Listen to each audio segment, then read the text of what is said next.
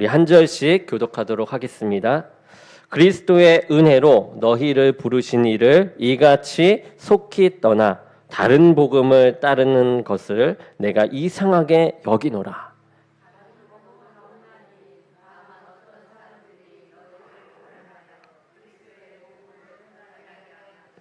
그러나 우리나 혹은 하늘로부터 온 천사라도 우리가 너희에게 전한 이 복음 외에 다른 복음을 전하면 저주를 받을지어다.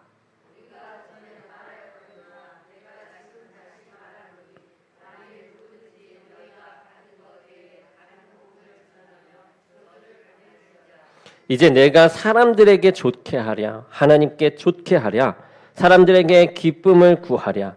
내가 지금까지 사람들의 기쁨을 구하였다면 그리스도의 종이 아니니라. 아멘.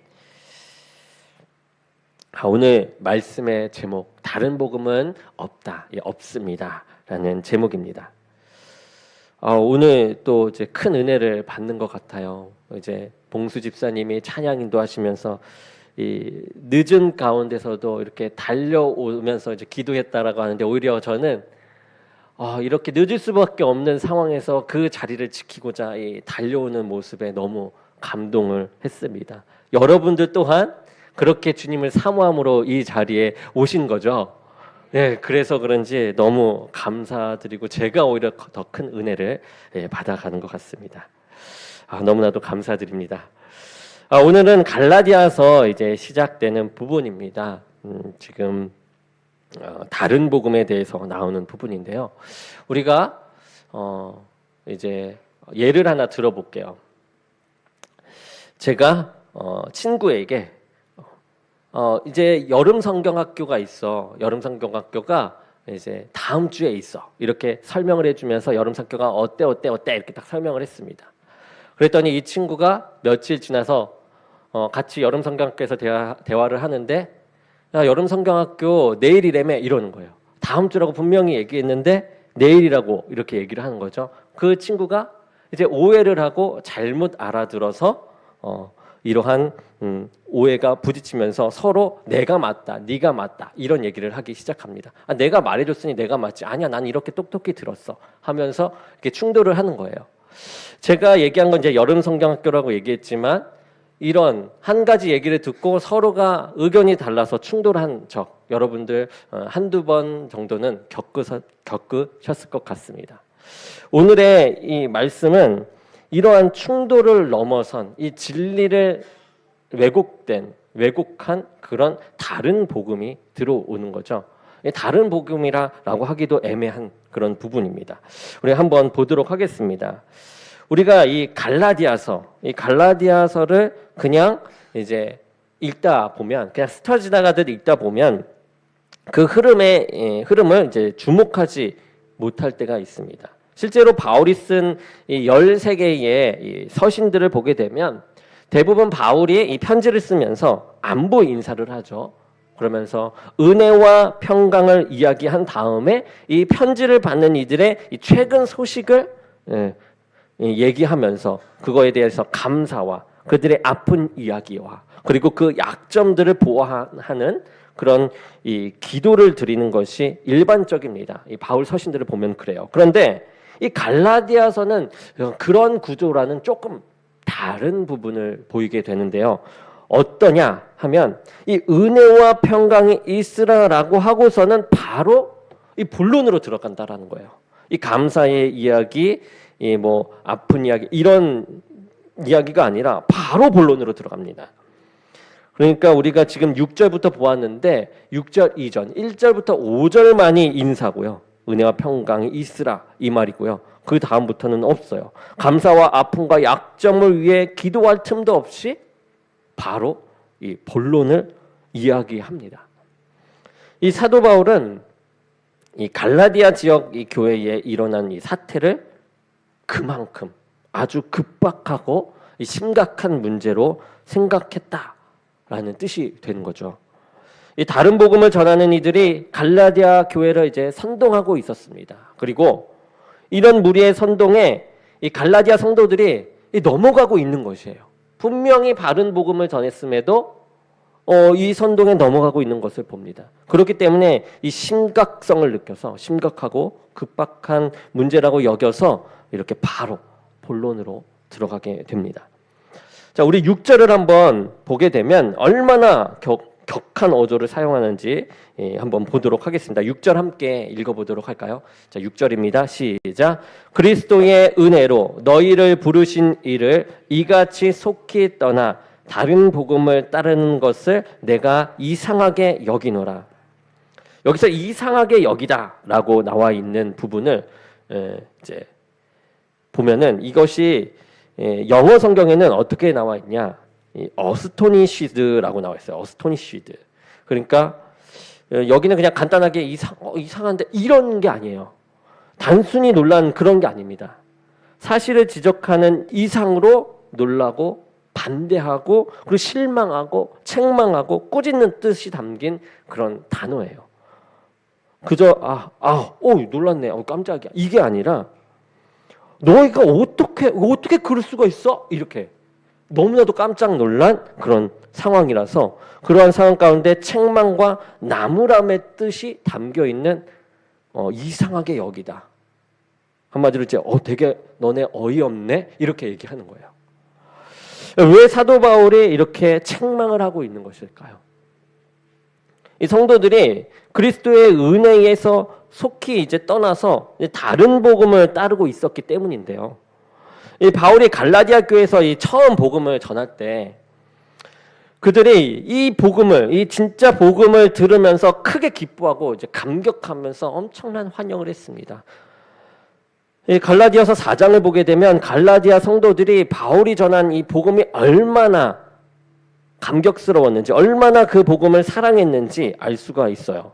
바울은 이 복음을 전할 때 육체적인 질병으로 성도들에게 이 염려를 끼쳤어요. 그 질병이 무엇이냐에 대해서는 학자에 따라서 의견이 다르지만 보통 이 눈의 질병이나 아니면 이 교인들의 이 마음을 힘들게 하는 다른 육체의 그런 질병으로 생각할 수 있습니다. 그런데 이 바울이 이 갈라디아서 4장 15절에 너희의 눈이라도 빼어 나에게 주었으리라라고 말할 정도로 갈라디아 교회는 바울과 그가 전한 이 복음을 너무나도 사랑했어요. 자신의 신체 일부를 주고 싶을 정도로 사랑했다라는 거죠. 그런데 그 은혜로운 이 복음의 영광을 떠나서 이제 다른 복음을 따르고 있는 것이에요.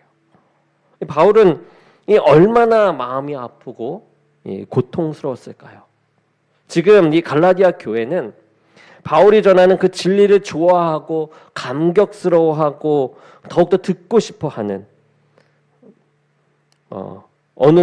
듣고 싶어하는 거에서 이제는 그게 속히 그러한 진리에서 속히 떠나서 다른 진리를 따르고 있다라고 하는 거죠.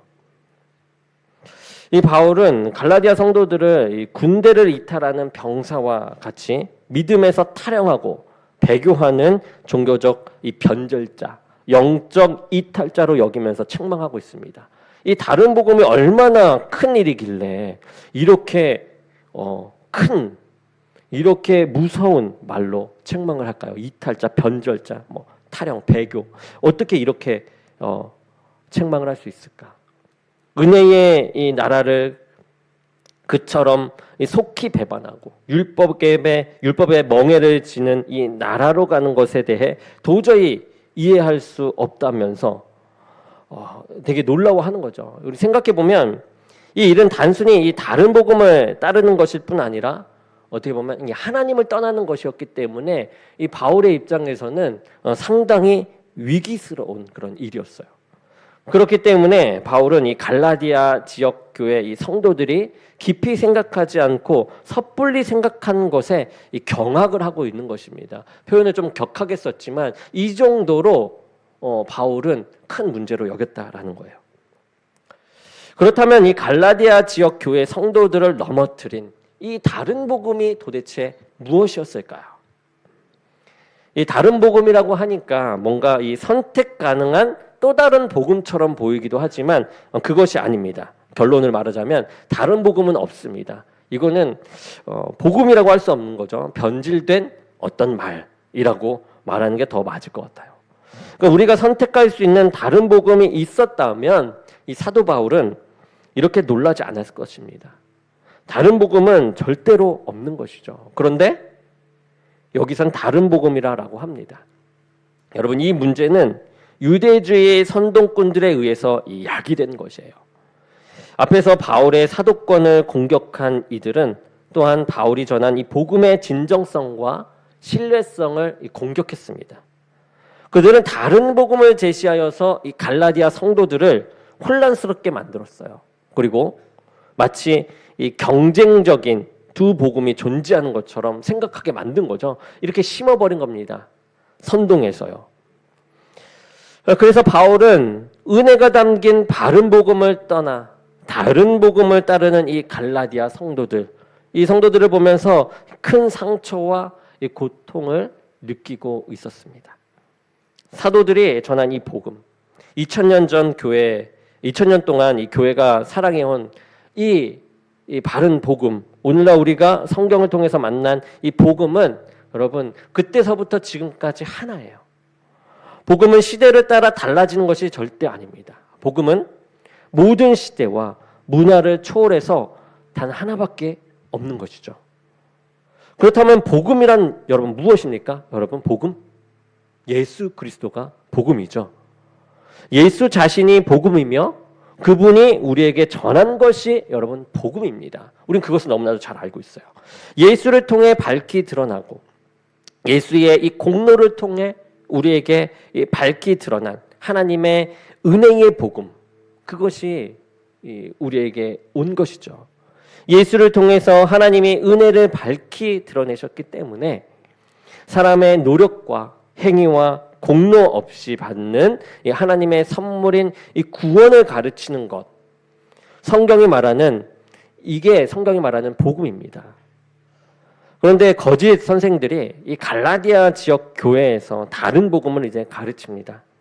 이들이 무엇을 가르칩니까? 이들은 바울이 예수를 믿고 난 후 사도들에게 복음을 배웠다라는 것이에요. 12사도들이 나중에 사도가 된 바울에게 이 복음을 가르쳤는데 바울이 이 복음을 전하다가 원래 사도들에게 배웠던 이 가르침대로 가르치지 않는다라는 겁니다. 12사도는 모두 유대인으로서 전부 할례를 받았어요. 그들은 아주 어릴 때부터 이 율법을 배우며 자랐던 그런 사람들입니다.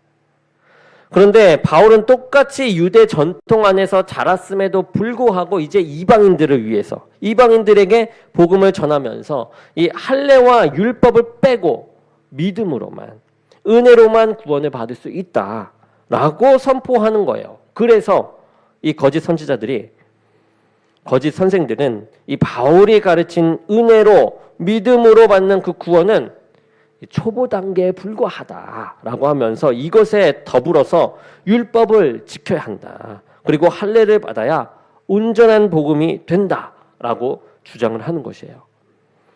그래서 바울은 편지를 시작하자마자 갈라디아 성도들의 이 믿음에 대한 감사나 여러 연약함에 대한 기도를 빼고 이 본론으로 시급하게 들어간 것이죠. 거짓 선생들의 이 가르침을 우리가 자세히 살펴보면 많은 문제들이 있습니다. 이 거짓 선생들이 가르친 이 교훈이 왜 잘못된 것일까? 우리가 두 가지로 살펴볼 수 있는데요. 첫 번째로는 이방인도 할례를 받아서 유대인처럼 되어야 성도가 될 수 있다라고 가르쳤기 때문이에요. 그러니까 너네는 우리랑 다르잖아. 우리처럼 해야 돼. 이거를 강조하는 거예요. 우리가 맞아. 이렇게요. 기독교 신앙 자체는 이스라엘 땅에서 시작된 것이죠. 이제 만약 신자들이 많은 사람에게 이 기준으로 만약에 가르친다면 먼저 우리는 유대인이 되어야 돼요. 그리고 그 다음에 믿어서 구원을 받는 것이 당연하게 여길 그런 위험이 있습니다. 이렇게 잘못 우리가 이해하게 되면. 사실 이런 상황은 교회의 역사에서 오랫동안 반복되었던 상황들이에요. 이 서구 기독교가 복음을 세상에 전파하고 가르칠 때 실패한 것 중에 하나가 이겁니다. 자신들에게 익숙한 이 고유의 문화, 그것까지도 복음인 것처럼 전한다라는 거예요. 우리는 상황이나 조건이나 환경에 따라 어떤 것들은 상대하고 또 어떤 것들은 절대로 포기할 수 없는 진리가 있다라는 것을 우리가 분별할 줄 알아야만 합니다. 상황에 따라 덧붙여진 게 있다라는 거예요. 그러나 우리가 변하지 않아야 하는 것도 있고요. 우리는 얼마나 어리석은지 이 다른 사람들을 나 자신과 똑같은 존재로 만들고 싶어 한다라고 얘기해요. 저 사람도 나처럼 이렇게 해야 돼. 우리가 간혹 제가 청년 때 교회에 되게 열심히 하다 보니까 느끼는 감정이 쟤도 열심히 해야 되는데 왜 안 해? 이런 마음이 제가 든 적이 있었거든요. 그리고 나서 하나님 앞에 무릎 꿇으면서 회개를 했었던 적이 기억이 나는데요. 이렇게 내가 열심히 하면 너도 열심히 해야 되고 너도 열심히 해야 돼. 이러한 느낌으로 이제 가는 거죠. 내가 맞아라는 게 들어있었던 거예요. 그런 거와 같다라는 거죠. 예를 들어 부부는 같이 살면서 생각이 똑같아야 한다라고 생각을 합니다. 아무리 부부라도 각각 다른 존재이고 살아온 환경과 문화 때문에 차이가 날 수밖에 없어요. 그런데 이런 차이를 인정하지 않고 같이 살게 되면 무조건 같아야 한다. 상대화하면서 문제가 생긴다라는 거예요. 복음도 마찬가지입니다. 복음을 전하면서 자신의 이 독특한 문화까지 전하려고 하는 거죠. 근데 그래서는 안 된다라는 겁니다.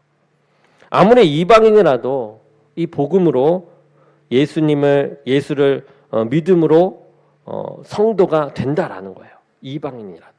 우리처럼 되고 난 후 예수를 믿어 성도가 되는 것이 아닙니다. 우리처럼 만들려고 해서는 안 되는 거죠. 신앙인들 삶 속에는 이런 연약함이 있다라는 거예요. 이런 연약함. 상대를 나처럼 만들고 싶어 하는 그런 어리석음. 문화에 속한 것인지 진리에 속한 것인지 분별하지 못하는 그러한 약함들 때문에 교회가 한 번씩 상처를 받는 것이죠. 분별할 줄 우리가 이제 알아야 한다라는 것입니다.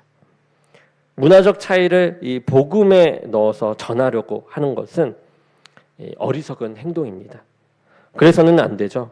교회의 생명은 또한 다양성에 있습니다. 공동체 안에서 내 방식으로 상대를 바꾸는 것이 아니라 어떤 무리가 와도 그들의 고유한 아름다움을 가지고 그들의 이 부름대로 이 다양성을 살리는 모임이 되도록 해야만 한다라는 것이죠. 또한 교회는 중상층만 모이면 안 되죠. 세상에서 공부 잘하고 또 손색 없는 사람들만 모이면 또한 교회는 망하게 됩니다. 그런 공동체는 교회가 아닌 것이죠. 두 번째로는 거짓 선생들은 이 복음에 율법 준수를 더했어요. 율법을 더 행해야 된다. 이런 룰을 지켜야 한다라고 얘기한 거예요. 그들의 가르침을 우리가 한번 보도록 해봅시다. 예수님께서 시작하신 이 구원을 모세의 율법이 완성하도록 이제 만들었습니다. 구약 성경은 우리에게 이 아브라함, 이삭, 야곱, 모세, 다윗 등 수많은 믿음의 사람들을 이제 보여주죠. 그들은 하나같이 넘어진 인생을 산 이 불완전한 사람들이면 우리가 성경 말씀을 통해서 볼 수 있습니다. 성경은 이들을 통해서 율법을 지켜서 하나님 앞에 완전하게 설 수 있는 사람은 아무도 없다라는 것을 알려주고 있어요. 구약 성경은 이 사실을 우리에게 다양한 형태로 보여주었습니다. 우리가 알고 있는 성경의 위대한 인물들도 우리가 똑같이 허물과 한계가 있는 사람들이었다라는 거죠. 혹시 여러분은 성경의 위대한 인물들이 우리와 다르다고 생각하십니까? 여러분 다르지 않습니다. 아브라함은 다르겠지. 모세는 다르겠지. 다윗은 다르겠지 생각하고 있으십니까? 전혀 그렇지 않습니다. 우리와 다르지 않습니다. 어느 누구도 자신의 삶과 이 자격으로 하나님 앞에 설 수는 없습니다. 죄인된 우리이기 때문에, 연약한 우리이기 때문에 그런 거죠.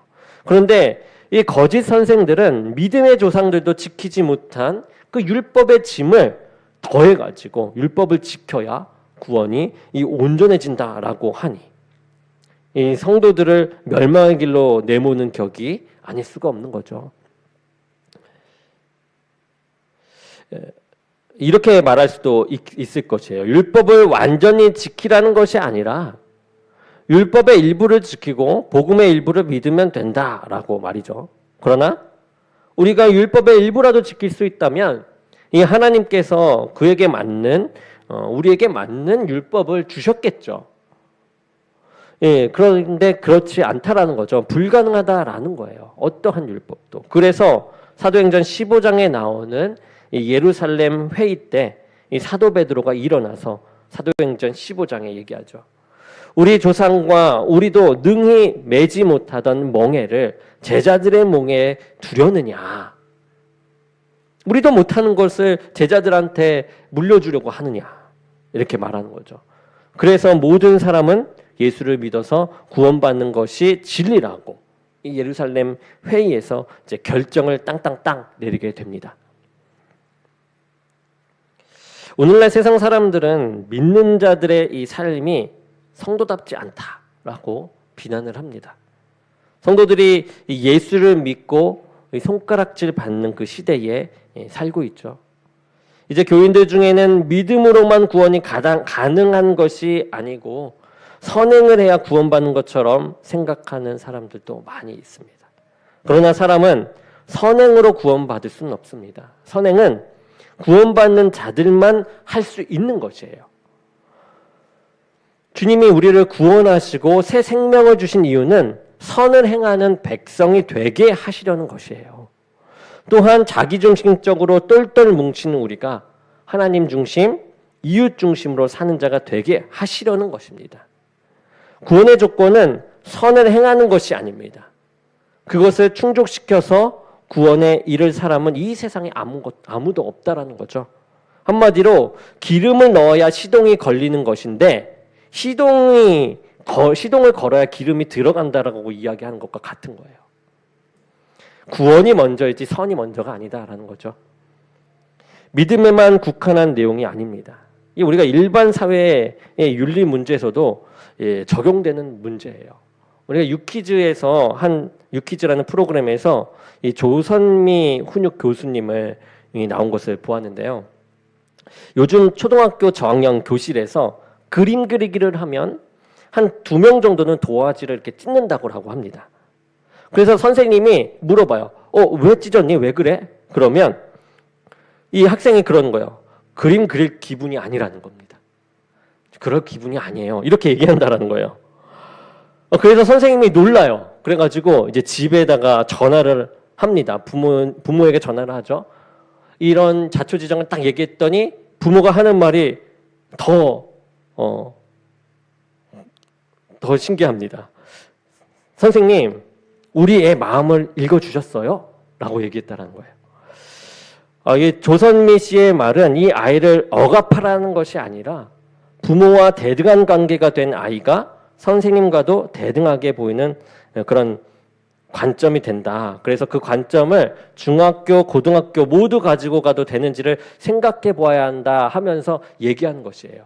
그러니까 여기에서 마음 읽기 했다면 이제 그 다음 훈육이 들어가야 되는데 마음 읽기에서 끝나서 문제가 된다라고 얘기하는 거예요. 한마디로 책임질 수 있는 사람이 주도권자가 되어야 되는데 책임질 수 없는 자가 주도권자가 되어버리니 문제가 생긴다라고 이야기합니다. 이렇게 어느 순간 옛날에는 훈육이 너무 세서 뭐라고 하는 시대였는데 지금은 오히려 훈육이 너무 세니까 내가 그렇게 받아왔으니까 반대로 훈육하지 않고 마음을 읽어줘야지 이런 대세가 일어나니까 이러한 현상이 생기면서 훈육은 안 하고 마음 읽기만 하게 된 것입니다. 요즘 대세를 쫓다 보니까. 그래서 본질을 놓치게 되는 것이죠. 해야 할 일을 하지 않게 된 부분입니다. 이뿐만 아니라 다른 부분에서도 사람들이 하는 말에서 많은 부분이 우리의 이 심리를 자극합니다. 우리의 심리에 작용해요. 예를 들어서 여러분 이런 말을 들어보셨을 거예요. 이번 생은 망했어. 돈 많은 남자 만나면 돼. 전에는 공무원이 되자 요즘은 건물주가 되자. 여러분 이런 말들 많이 들어보셨죠? 이런 말들이 왜 나올까 제가 한번 생각을 해봤습니다. 이런 말들, 저는 그래서 이러한 말들을 로또성, 도덕성 사상 이렇게 좀 생각을 해보았어요. 즉 한 번에 무언가 되어보고자 생각과 무언가 돼보고자 하는 그런 생각과 아무 노력 없이 안전하게 살고 싶은 그런 생각이 자리 잡은 그런 말들이죠. 그만큼 힘든 사회임에는 틀림없습니다. 그러나 이러한 자기중심적인 말들이 이 종교성을 띄어요. 이게 맞다. 이렇게 살아야지 더 좋다. 편하다. 이렇게 하니까 이제 삶을 인생을 도박하듯 살아가는 거예요. 그러니까 한번 자기가 도전해보고 망하면 망했어. 포기해버리니까 나타나는 현상들 요즘 많이 나타나지 않습니까? 뭐 칼부림 사건이라거나 뭐 폭행하거나 뭐 이러한 사건들이 나타나는 것 같습니다. 쉽게 포기한다라는 것이에요. 우울증도 너무 많아지죠. 저는 우울증을 포기한 사람들이라기보다는 포기하기 전 단계, 포기하고 싶지 않아서 몸부림치는 단계가 우울증에 걸린 단계이지 않을까라고 생각이 들어요. 포기하고 싶은 그런 마음을 계속해서 가진 사람들이 너무나도 많다라는 거죠. 그럼에도 어떻게 할까 갈팡질팡하면서. 사랑하는 여러분, 우리의 자기중심성과 이 악한 종교성이 이렇게 만나버리게 되면 이렇게 다른 복음이 생깁니다. 이것이 맞는 듯하게 흘러가요.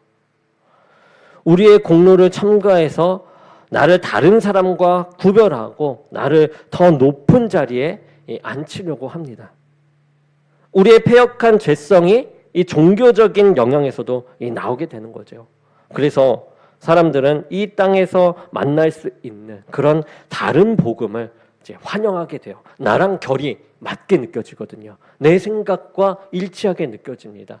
내가 이렇게 살고 싶은데 그 사람이 얘기해 주거든요. 그것으로 자신의 마음을 이렇게 충족시킨다라는 것이죠. 내가 어떻게 저들과 같을 수 있는가? 저런 사람과 나를 똑같이 취급하는 것은 불공평하다. 또는 반대로, 아예 반대로 나도 저들과 같이 되고 싶다. 그러니까 다른 복음에 있는 사람처럼 되고 싶다. 저런 것을 누리고 싶다라고 생각하는 거죠. 그래서 다른 복음의 기쁨을 느끼는 것입니다. 많은 사람들이 이런 어리석은 길을 가고 있어요. 이 다른 복음을 가르치는 무리를 향한 이 사도 바울의 태도를 다시 한번 또 보겠습니다. 아주 단호하고 분명하게 얘기하죠. 7절 말씀입니다. 7절 말씀 우리 함께 읽어보도록 하겠습니다. 7절 말씀입니다. 시작. 다른 복음은 없나니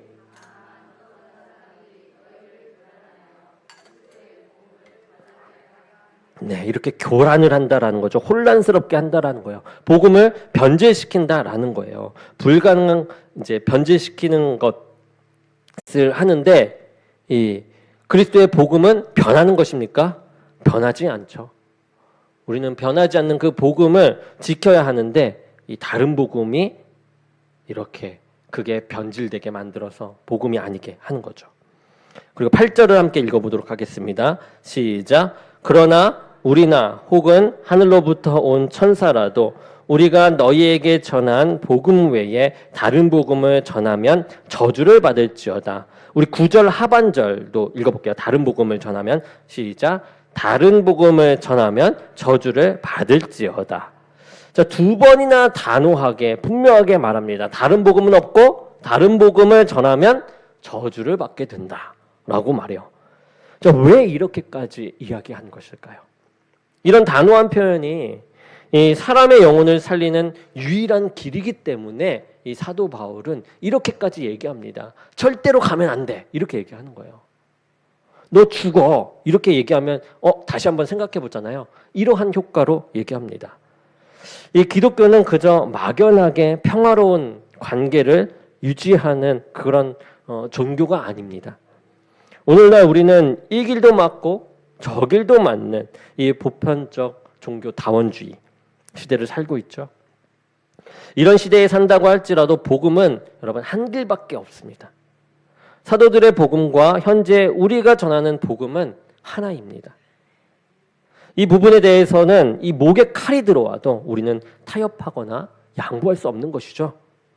왜냐하면 이것이 영혼을 살리는 하나뿐인 길이기 때문이에요. 또한 이것이 하나님의 영광이 하나님의 영광답게 드러나는 유일한 길이기 때문입니다. 그래서 우리는 절대로 타협할 수 없습니다. 이 고린도전서 9장 20절에서 22절에서 사도 바울이 이렇게 말해요. 이 부분은 제가 읽어드리겠습니다.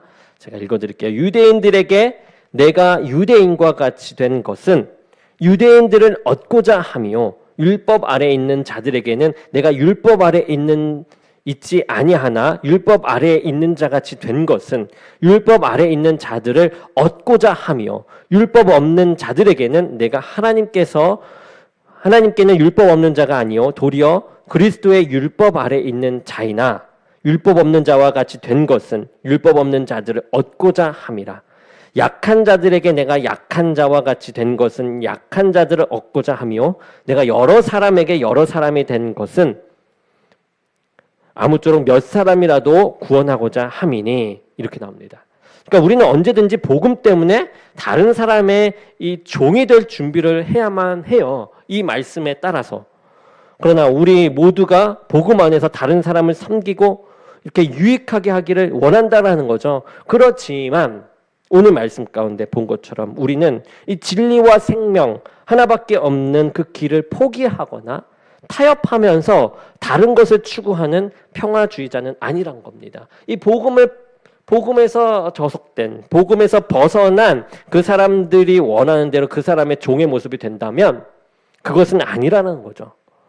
우리는 진리를 위해 대가를 지불해야 하는 순간이 있다라는 것을 알아요. 갈라디아서 1장 10절 우리가 한번 읽어보겠습니다. 1장 10절입니다. 갈라디아서 1장 10절 함께 읽어보겠습니다. 시작. 이제 내가 사람들에게 좋게 하랴 하나님께 좋게 하랴 사람들에게 기쁨을 구하랴 내가 지금까지 사람들의 기쁨을 구하였다면 그리스도의 종이 아니니라. 우리는 때로 이 귀한 진리 때문에 다른 사람을 아프게 할 수도 있어요. 이 진리 때문에요. 그러나 진리에 속해 사람의 영혼을 살리는 일이 참된 길인 줄을 우리가 알아야만 합니다. 그리고 하나님 편에 서서 사람을 잠시 기쁘게 하지 못하는 것을 우리는 두려워하지 않아야 해요.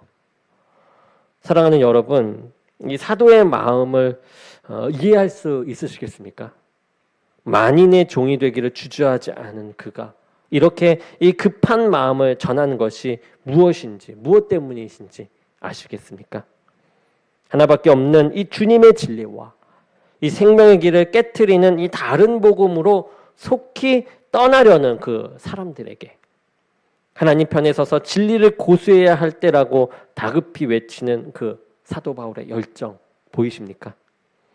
진리와 하나님의 영광만이 우리 영혼에 이 참된 유익을 준다는 것을 알기 때문에 우리가 알지도 못하는 그 사람들, 우리를 핍박하고 조롱하는 자들을 위해서 값을 지불하기를 주저하지 않는 우리가 되기를 원합니다.